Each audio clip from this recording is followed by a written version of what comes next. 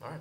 Hi, I'm Andrew McClure, host of The Wrap-Up, and today we are honored to have a truly great guest today, Mr. Neil Shulman. Neil, welcome to the show. Doctor. I apologize. Dr. Neil Shulman. That costs a lot of money. That's right. That's why you gave me this. Don't dare this me. Collateral. That's right. This is an honor. Let's get out. Let's start. Okay. Are you okay with that? I'm ready. All right. Who are you, and what do you do? Actually, my great-grandfather was Einstein. Okay. No, I'm just joking. I look this way because I'm really dumb, and I thought if I looked this way, people would think I'm smart. But anyhow, I'm a doctor. I look like one. I'm a writer. Wrote a bunch of books. I do a little comedy for kids, seniors, and regular people. Okay. Well, how did you get started in film? Did you attend a film school, or is this just something that kind of developed? It developed. I wrote a book, and the book turned into a movie called Back Hollywood.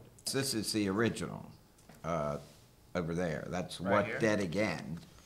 And it was changed to Doc Hollywood, so Warner Brothers could get a little money off of it. Here with Michael J. Fox. Michael Fox played Doc. So what was the process of getting this from a book to an actual movie with, some Hollywood weight behind it? We just wrote the book. I sent it in. Warner Brothers said we'd love it, and they called Michael Fox that night, and he committed to making it the next day. Just like that? No, it actually took 14 years. Okay. 14 years. That's patience. A lot of patience.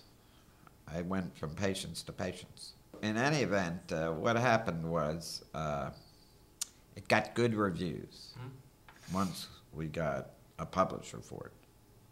We had to bribe a publisher. No. We got a small publishing company in Baton Rouge, Louisiana.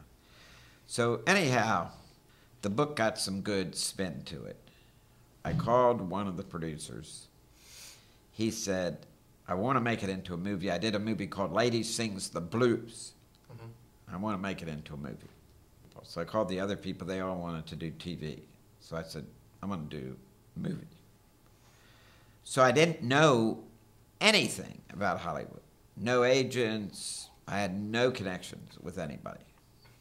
So the only thing I did know, somebody lived in Los Angeles. He was a doctor, the kidney doctor.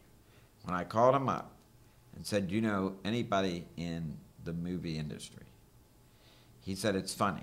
Yesterday, I was looking at the urine of a very high-ranking agent in Hollywood. How much cocaine was in that urine? No cocaine. No, actually, he gave me the guy's name. I called him, told him his urinalysis was normal, and then I started asking some questions. He connected me up with somebody in his agency. They called the producers. They said, we've got a deal for you, and it will be a movie for television. I said, well, I don't want it to be a movie for television. I want it to be a feature movie. And I said, I already talked to this guy, Jay Weston, who had done Lady Sings the Blues, and he wanted to do it. She said, this is not a feature movie. This is television. And you don't know what you're doing. You're just some doctor out in Georgia where you don't even wear shoes. So she said, I'm sorry, no deal. So it was over. Then the people from the TV company called me, and they said, you have to do it with us because your agent signed on it. I said, but I didn't sign with my agent. And then what happens? This secretary who worked for Jay Weston had become a popular TV writer, and Warner Brothers wanted to hire her to work on a screenplay for them. So Warner Brothers contracted with me. And these guys, Peter Seaman and Jeff Price, who did Who Framed Roger Rabbit, The Grinch, they call me up. They say, we're coming out to Georgia. We've never been there. Do you wear shoes? So I met them at the Atlanta airport, had a white coat on, stethoscope around my neck, barefoot. I put him in an ambulance, a friend of mine had, and we took him off to rural Georgia. So they wrote a great script. They submitted it, and Michael didn't like it. And he didn't want to talk to him anymore. So the president of Warner Brothers said, look, you guys, if Michael liked it, we'd go with it. But we want you to rewrite it our way. We want him to have to go out to Hollywood. And these guys said, we don't want to write that in there. Mm-hmm. And then come back. So they said, hasta la vista. And then there was this 27-year-old guy, Michael Caton Jones, who was a director, who had done Memphis Belle. Love that movie. And a lot of people loved that movie. They wanted to work with him as a director. And Michael Fox was tired of working with old-time directors, and he wanted to work with this fresh young guy. So he got the fresh young guy involved.